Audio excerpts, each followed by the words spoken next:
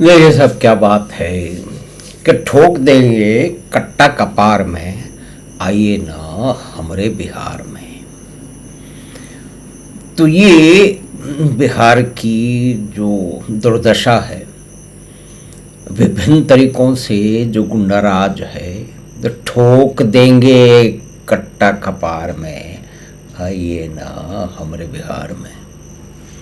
तो ये theme song है, लेकिन ये एक कहानी ऐसी कहता है एक बहुत ही महत्वपूर्ण राज्य की, जिसमें कितने बड़े बड़े महामना हुए हैं, आर्यभट्टा हुए हैं, गणितज्ञ थे, और उन्होंने शून्य का आविष्कार किया था। अशोक महान भी वहीं के थे, चंद्रगुप्त मौर्य जिनका कितना लंबा चौड़ा शासन था, कितना राज्य था, चाणक्य राजनीतिज्ञ, और कितने विलक्षण बुद्धि के, कितने विलक्षण लोग व्यक्ति थे, गौतम बुद्ध, लॉर्ड महावीर और गुरु गोविंद सिंह जी।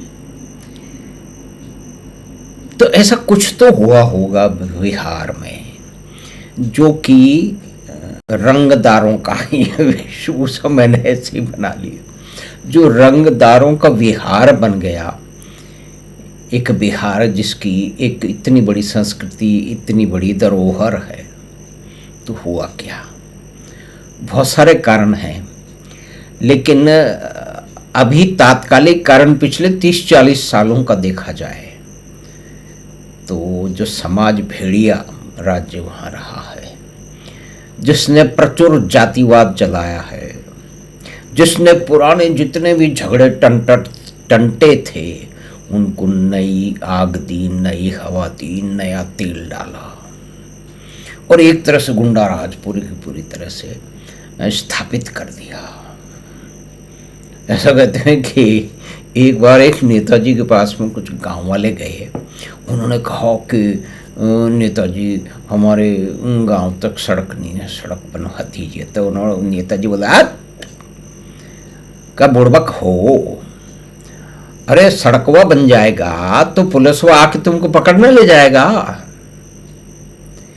तो इस तरह की प्रवृत्ति के लोग इस महान प्रदेश के, इस क्षेत्र के सर्वे सर्वा रहे हैं, जिन्होंने विहार बना दिया है इस क्षेत्र को। उसके बारे में क्या कहें? आइए ना हमारा बिहार।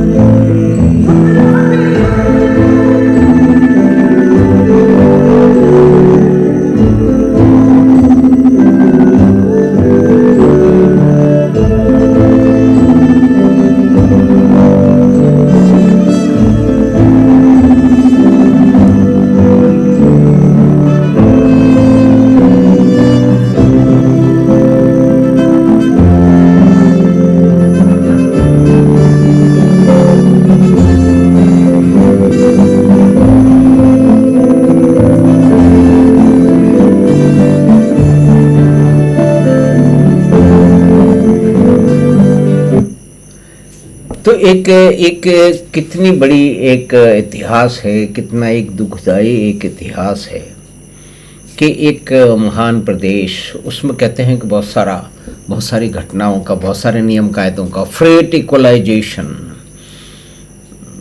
भी एक मुख्य कारण रहा, और उसके बाद में डिवीज़न हो गया, यानी कि बिहार से झारखंड अलग हो गया, तो खनिज संपदा तो वहाँ चली गई।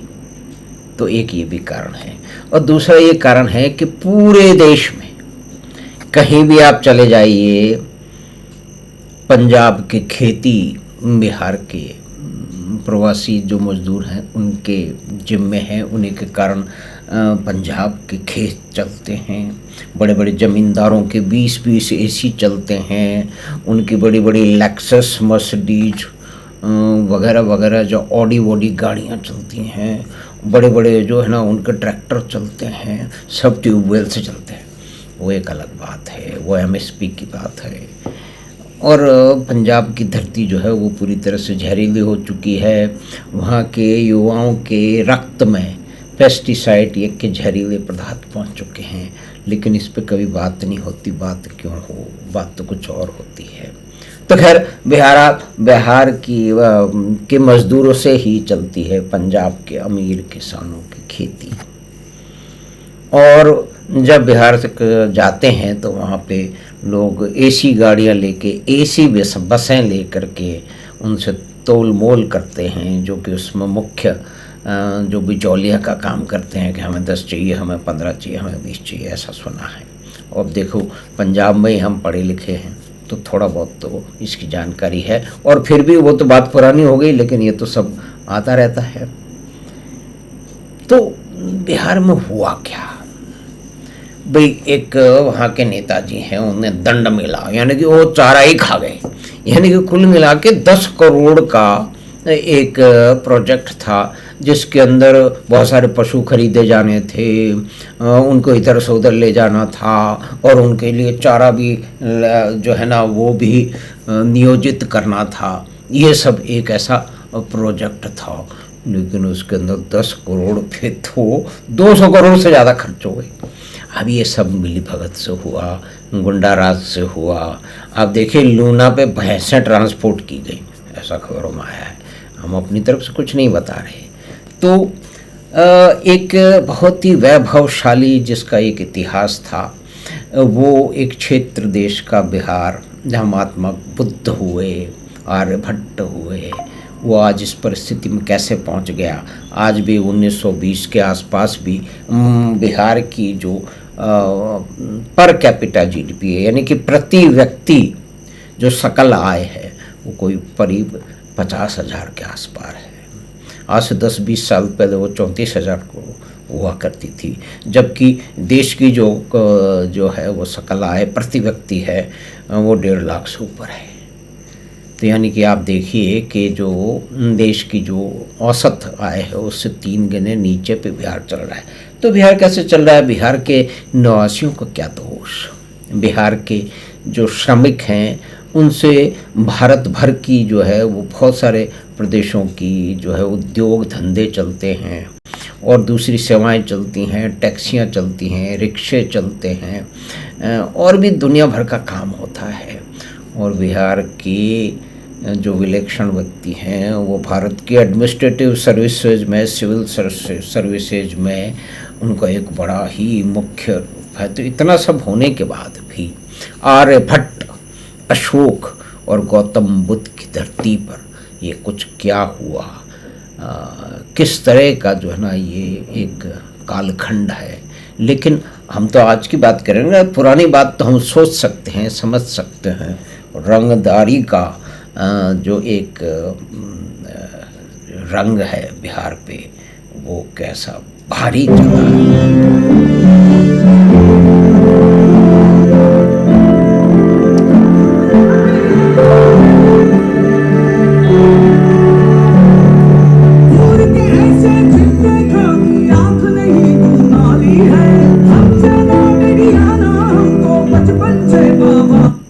आँख नहीं दुनाली है ना। हाँ,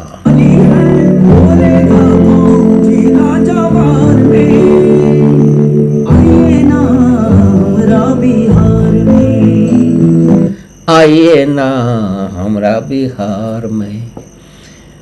यानी कि आप देखिए कि गीत ये एक सीरीज का है, जो एक आईपीएस ऑफिसर की कथा है, कहानी उस पर आधारित है, और उसमें राजस्थान का भी अंश है, क्योंकि वो आईपीएस जो थे वो आईआईटी के जो विलक्षण इंजीनियर थे, और वो आईपीएस उन्होंने चुना था और बिहार में जाकर काम किया। तो उसकी किताब पे ये है।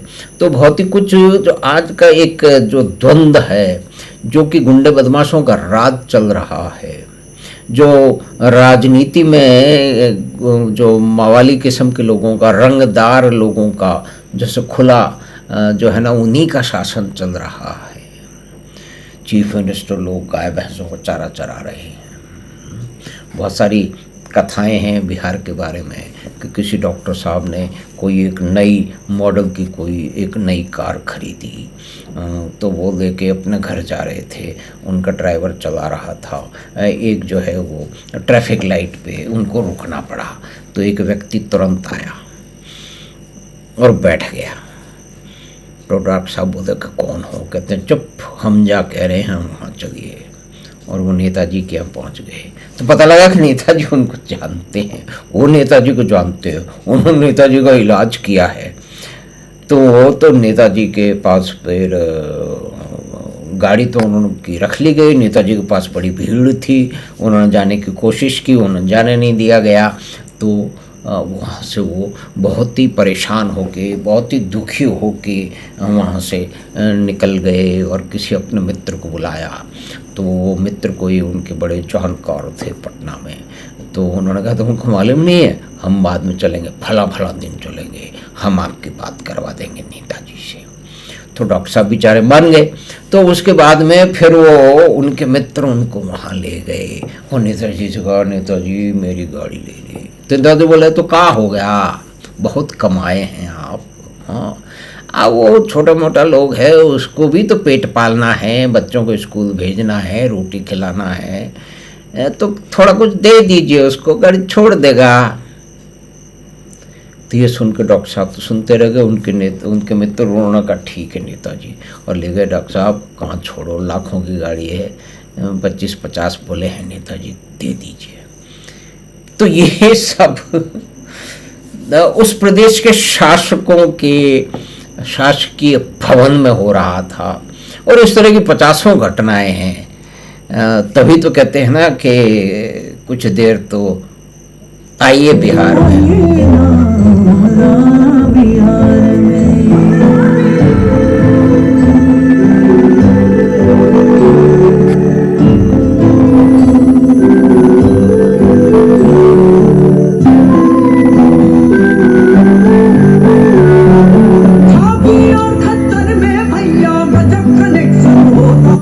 खाकी और खद्दर में भैया गजब कनेक्शन होता है।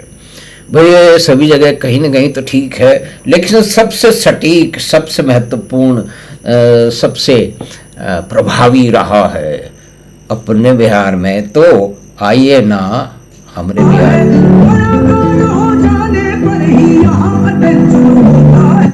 बड़ा कनेक्शन, बड़ा कांड हो जाने पे ही यहाँ पे टेंशन होता है। तो ये एक तरह से एक समीक्षा है, उस देश के प्रदेश के लोगों का क्या दोष है। ये तो वहाँ के राजतंत्र का दोष है, जो लोग वहाँ की राजनीति में है शायद उनका दोष है।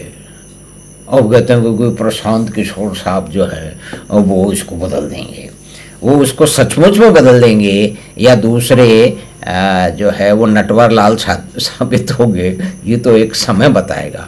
लेकिन वो बिहार में चक्कर लगा रहे हैं और कहते हैं कि मैं अपने जैसे 10-20 लोग खड़े कर दूंगा अब थोड़े दिनों बाद में, यानी कि 2 अक्टूबर को वो बोल रहे हैं कि ऐसे लोग सामने आएंगे, अपनी बात कहेंगे। ये कितना सच और कितना झूठ है ये देखा जाएगा।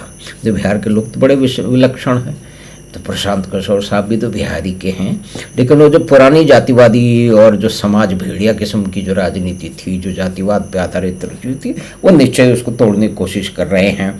वो कहते हैं कि ये परिवार वाले लोग जो है ना अपने बच्चों के लिए रात चला रहे हैं, वोट मांग रहे हैं, आप अपने बच्चों का ध्यान रखिए। तो हो सकता है कि वो सफल हो जाए। तो सफल हो जाए तो जो इतने लंबे समय का जो एक पिछड़ापन है, जो देश की जो सकल आय का जो है उससे 1/3 है, उसको उस बराबरी में आने तो बहुत ही समय लगने वाला है। लेकिन फिर भी आइए ना हमरे बिहार में।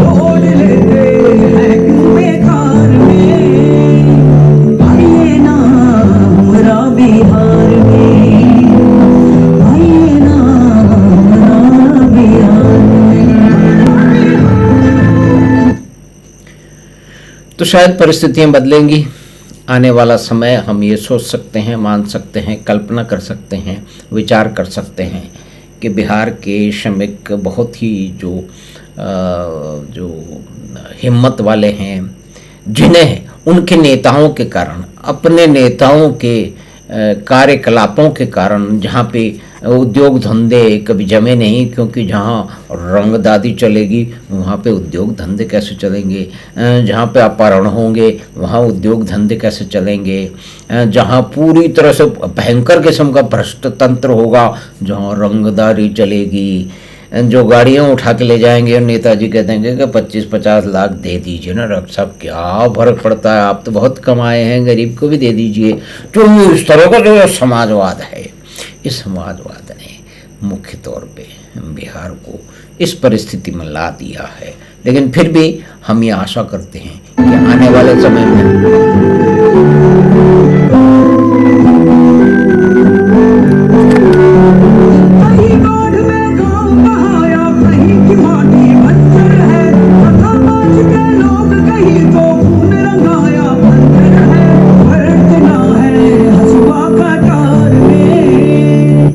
फर्क ना है हसुआ कटार में। यानी कि आप देखिए कितनी बड़ी त्रासदी है कि एक किसान हत्या करने को तैयार है और उसका गुणगान हो रहा है। ये डेफिनेटली इसमें कुछ, इस गीत में उसमें ड्रामेटाइजेशन हो सकता है, नाटकीयता हो सकती है, लेकिन वो नाटकीयता अब बिहार के कई मित्र हैं, कई रिश्तेदार हैं, कई बार जाना सुनना भी हुआ है और देखना भी हुआ है, और खबरें तो इतनी चल रही हैं, सभी तरह के मीडिया पे चल रही है। गोदी मीडिया तो इस खबर को चलाता नहीं है, तो सोशल मीडिया पे चल रही है ना। लेकिन फिर भी बात तो ये है कि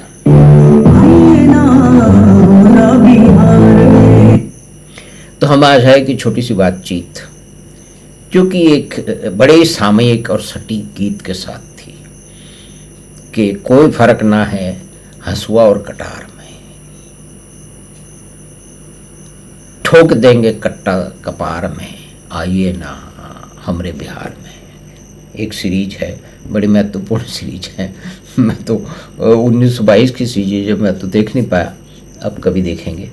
लेकिन उसके अंदर सब ये वृत्तांत है, एक आईपीएस की कहानी पर आधारित है, उनके अनुभव पर आधारित है।